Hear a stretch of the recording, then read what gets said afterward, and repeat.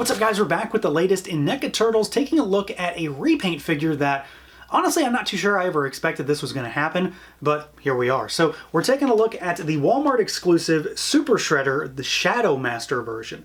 Now, this is not exactly a 100% tribute to the Playmates figure, but it sort of is. It's like a pseudo-tribute to the Chef Boyardee mail-away Super Shredder, which was black instead of purple. This guy's not exactly black, but he's not bright purple either. So it's sort of NECA's own interpretation, which sort of, to me, kind of mimics what I remember him looking like in the movie. I always thought he was really black and not purple on film when I was a kid. So we'll see. So it's a new colorway that pays homage to a vintage figure in many ways, but it's the same figure that we got recently. So if you've already got Super Shredder, you know what to expect with this guy. The one thing that is very, very different here is the box, for sure. So instead of, the same packaging that we got the first time around, this even feels different. It's like an embossed, fully embossed foil almost package, and everything is covered in this sort of silver paint scheme, which really just shines really well. You've got a shot there on the front of Shredder that's all kind of scuffed up. The sides have product shots with the Turtles 2 logo that's all foiled out as well, and then the back of the box has got a bunch of product shots of Shredder that's, again, all super foiled out. So presentation on this thing is actually really nice, and the feel of the box, if that matters to anyone, is also different and is kind of cool. It is also an Ultimate style box, so you can pop it open. You've got a big shot of him there on the inside, and then you've got the figure there in the window as usual. So yeah, let's do it. Let's pull him out and take a look.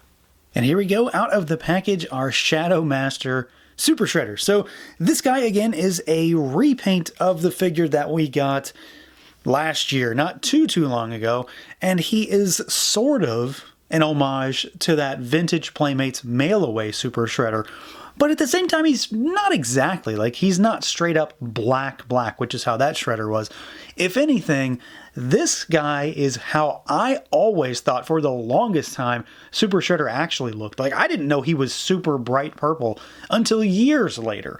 Because he's, basically in shadow all the time, hence the name here. So this one occupies kind of an interesting spot. It's not exactly a full 100% tribute, but at the same time, it still evokes some nostalgia for me, so here we are. So let's take a look, see what this guy can do, see how he moves around. If you have that original Super Shredder, or if you caught my previous review or any other review, you likely know how this moves. There is one area where I feel like maybe a slight improvement has been made. It's not a huge change, but I do think it has helped a little bit. So as far as moving him around, he can look up a little bit. He can look down really good, though. So you can get him to kind of lurch forward. You've got good tilt side to side. You do have full rotation, but of course you've got to watch it. He's going to start hitting his armor. You can sort of, spread it out a little bit. It's slightly pliable with how it's applied, but you can move him around a little bit. The neck is independently articulated as well, so you can sort of bobble, chicken head him back and forth if you want. The arms will go out at the shoulders, all the way basically, and they will rotate, but of course you do have the armor to watch out for, so you get him to go forward all the way and backward all the way. You do not have a bicep swivel on this guy, but we have double jointed rotating elbows, so he gets up about that far, which honestly is just as far as you truly need, I'm sure, and then that rotates. You've got a rotating forearm technically with how this gauntlet rotates. The wrists rotate, they hinge as well as we would expect. You've got a diaphragm cut here. He doesn't really do anything as far as backward or forward with that. Not really much side to side either, but a little bit. Got a little bit of bobble, but he rotates all the way around. You can tilt him at the waist, though, and I do think that the waist has been slightly improved here because the first Super Shredder had a serious bobble or wobble issue. I think like the peg didn't fit exactly right in there or something. This guy has a little bit of it, but it's nowhere near as bad as that one. And you can twist down there. It's not a full twist, but you can get him to sort of twist side to side and shimmy alongside with the diaphragm cut. So this, I think, is a little bit more taut than the first time around, which does seem to make him just move a little bit more fluidly. I don't think it was a stability problem on the last figure. I never had a problem with it anyway, but it was definitely a thing with sort of a little bobble action there. His legs will kick forward, but he's only going to go about that far because of his super undies. They go backwards. You can kick out, though, about that far. Not the full splits, but you get a pretty good kick. And then there is a cut up there. These are those sort of newer style joints that we've been seeing lately. And I will say, since we've gotten this far, I did not have to heat this figure up at all. He moved pretty normally right out of the box. You know, in comparison to my last run-in with NECA stuff, where I had a lot of issues with those Defenders figures, this guy is a night and day difference. So you've got double jointed knees, and then they rotate at the knee as well. So there's rotation there. It's the same style of joint that we see at the elbows. So you've got those, and then you've got hinges, and you've got rocker down at those ankles. So pretty good movement. I mean, there's nothing new here really, except for what I think is a slight quality of life improvement at that ball peg at the waist. Otherwise, though, he's that same figure that we saw last year, just done up in a fancy new color scheme. As far as the aesthetics go, I'm going to jump right in and just do comparison, because frankly, this is all about the comparison between the first figure. We know what Super Shredder looks like. This guy is very much NECA's own thing. So I think it makes perfect sense to just go ahead and straight up compare the two.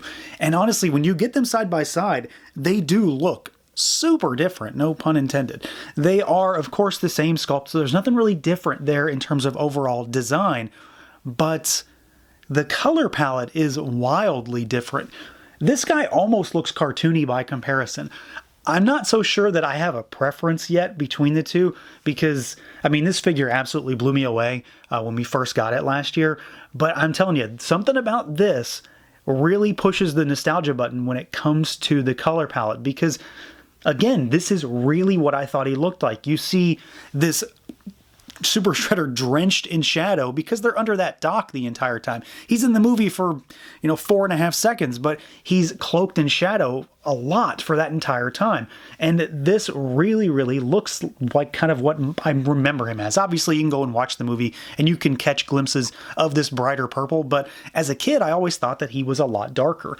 For whatever reason, he mutated his clothes darker somehow, but this looks really good. The metallic color scheme on it is really nice because everything's got this sort of pseudo-metallic look to it. I'm not sure how metallic-y the actual paint really is, but it does have it there. There is a lot of black wash in there to bring out the musculature. So just like you have this almost, again, cartoony line work to bring out the musculature on the standard Super Shredder, this one has a lot of purple and black contrast to bring out that detail as well.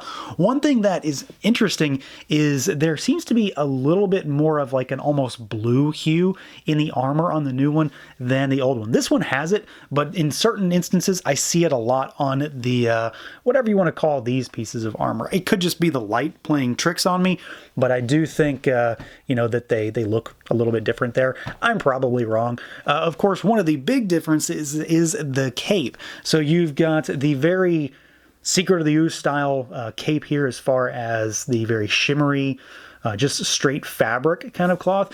This guy has an entirely different cloth. I will say right off the bat, I feel like the one thing that could have absolutely elevated this figure to making it the one that you have to have, if you only had one, you have to have this one, wired cape. That's what this one figure is missing to really differentiate it, and especially after seeing that Ming the Merciless figure from the Defenders and seeing how well they can do a cape right now, I feel like it is a little bit of a missed opportunity. I do like this one though. I mean, it looks good. It's solid black, and it's kind of like a vinyl finish on the back, where it is straight just sort of fabric on the underside. So it's two different finishes, just two different tones when it comes to what it's going to look like on your shelf. Hangs really well. It's essentially the exact same shape and size, best I can tell, as the first one. It's just made of a different material. And then of course you've got your head sculpt up here, which is again more of the same. You've got some of those crazy weird eyes on the inside there. Mine are pretty good. I've seen some that are sort of, looking off in various directions so far, but this one is pretty solid. As usual, I dig the helmet sculpt. I love the razor blade aesthetic. It's super 90s and ridiculous and over the top. The same with the pauldrons and the spikes coming out of there. It's really cool. It's over the top, and it is, of course, somebody that managed to mutate his clothing. So I do really like this new one, especially in comparison to the old one. Again, I'm not sure that I have a preference yet, but they're probably going to occupy two different spots on my shelf. This guy's going to be with the Turtles, and this guy's probably going to be with Tokka and Rahzar. Even though it really makes no sense as far as continuity, I feel like it'll be one to put alongside them, and he can maybe utilize that more toy accessory. And speaking of accessories, we do get pretty much the same kind of stuff that we got with that first Shredder, which is fine. I don't expect anything different here since it's a repaint. So you've got fists on him in the box, and of course these are all gnarly and nasty and mutated and gross hands. He's got a set of style pose open palm hands. We've got a set of gripping hands. And we've got an extra gripping hand with a wider grip. That wider grip is, of course, for the last vial of mutagen with the TGRI logo on it. We've seen this before. And then the regular gripping hands are for this more toy-styled weapon. So this, of course, is very much similar to what the Super Shredder figure came with in the Playmates line. He doesn't obviously use this in the movie, but I love the fact that they decided to do this with the first figure, and of course with this one. It makes a lot more sense with this guy, so like I said, he'll probably be displayed on my shelf with this. Sculpt is really good. It's massive. I mean, it's just as tall as the figure itself. A couple different finishes. You've got black, you've got a sort of gunmetal gray, and then you've got the more metallic silver for the actual goofy blade at the top. So he doesn't come with a ton of stuff, but I think we've got pretty much everything you really need for a Super Shredder. So yeah, this is a pretty solid figure. I don't know if I'm going to go so far as to say that this is a necessary figure for everyone.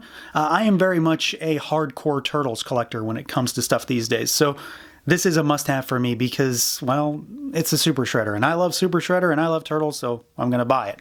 If you don't already have a Shredder, this might be a good option to get this one because he does seem to be a little easier to get this time around. It is still the same figure. You're not really missing out on anything in terms of sculpt or articulation. It's all about the design aesthetic and its overall finish and presentation on your shelf. The cape is different, but not in a more meaningful way. It's just a different aesthetic. And then the figure has a different paint job that sort of makes him look a lot more like he does in the movie rather than what the suit actually looks like in real life. So this guy and the regular one can kind of fill two different spots on your shelf, especially when it comes to displaying them with various figures. So that's going to do it for this look at the NECA Toys Shadow Master Super Shredder. Let me know what you guys think.